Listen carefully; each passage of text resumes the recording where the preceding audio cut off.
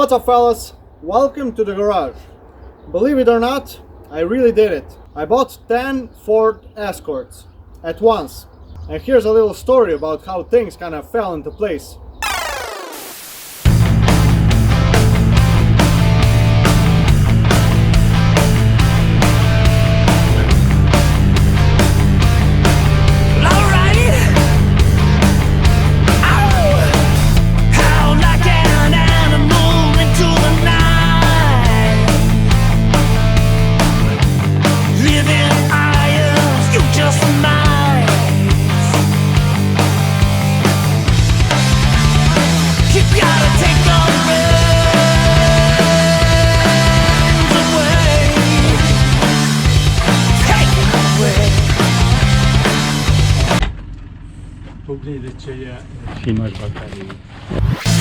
Don't let it pull you or push you around.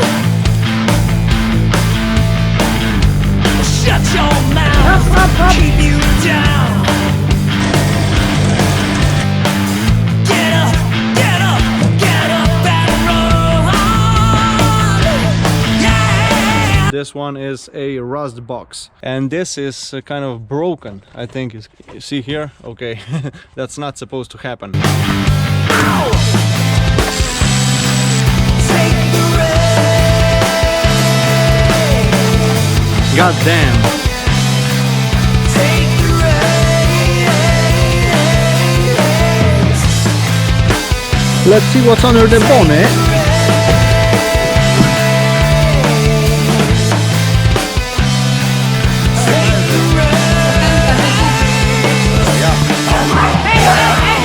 This is officially the most rusted out car I've ever bought.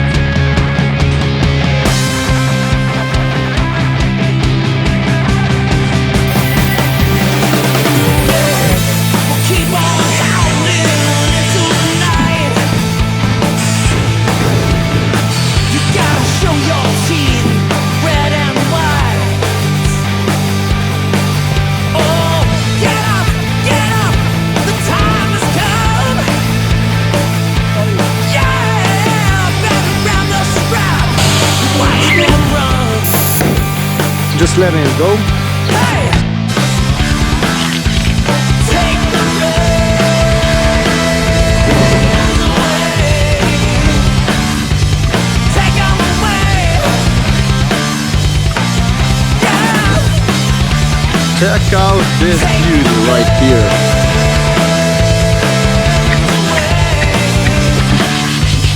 Take 'em away.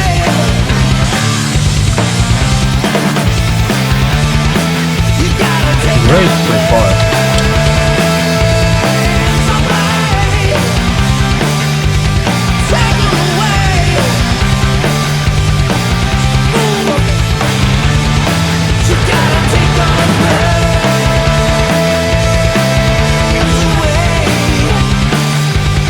Take 'em away.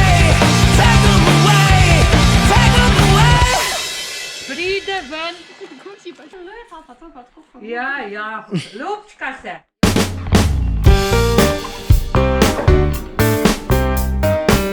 A little bit of a background, let me admit, I'm a bit of a Ford freak. It all started at a young age when I got my driver's license and my first car. It was a Ford Fiesta, year 1979, Mark 1 of course, and I really spent lots of time modifying it, the suspension and everything. I had like 5 different engine setups inside that car, but that's a whole nother story.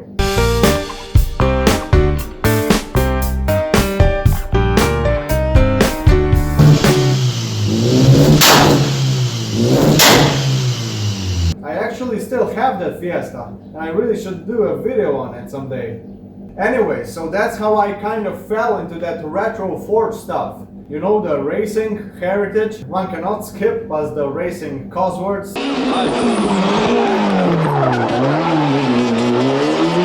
Sierras,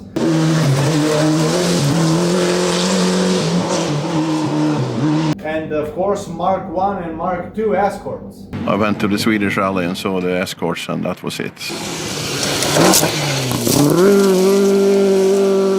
So I had a couple of Sierras on and off the road, But I always wished for an Escort, a Mk2 two-door Escort in particular, to really experience that rear-wheel drive lightweight sideways action.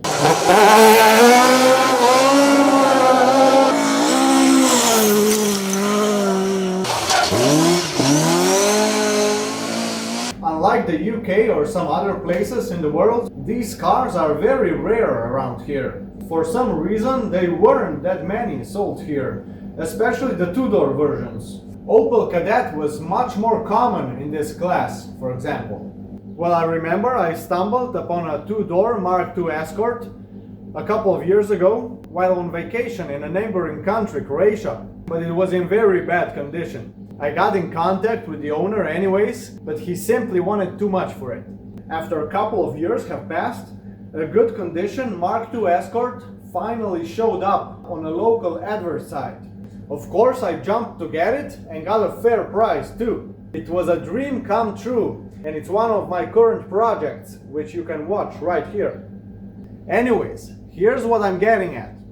After posting pictures of my dream car on Facebook, a friend of mine I used to work with shoots me a message and goes like, "Why didn't you say so? We got a guy in a near village that's got like a dozen of these."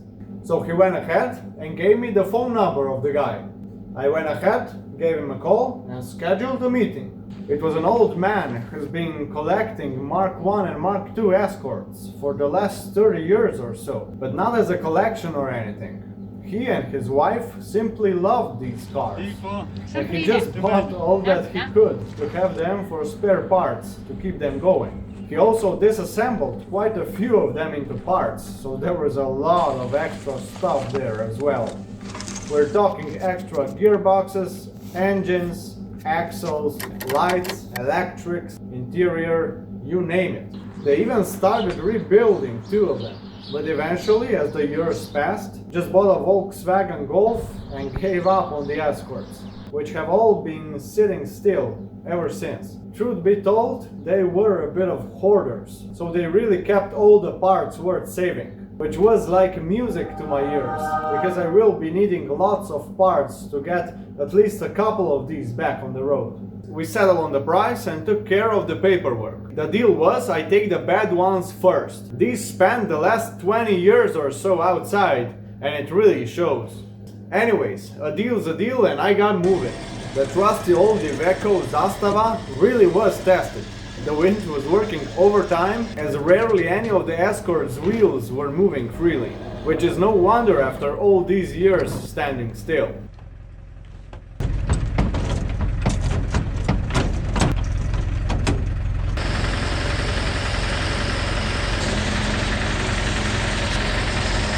So what now?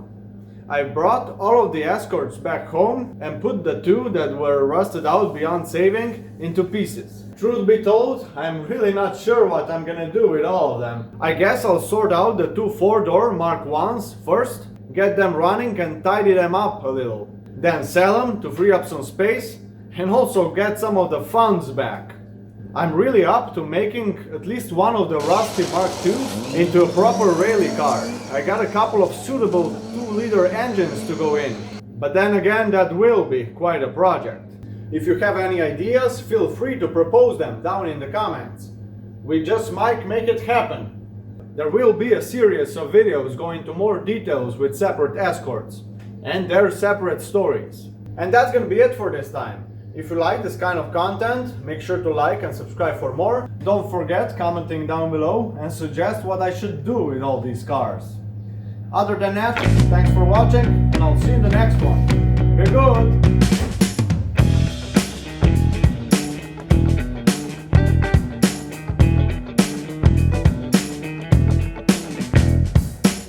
On vacation. On vacation.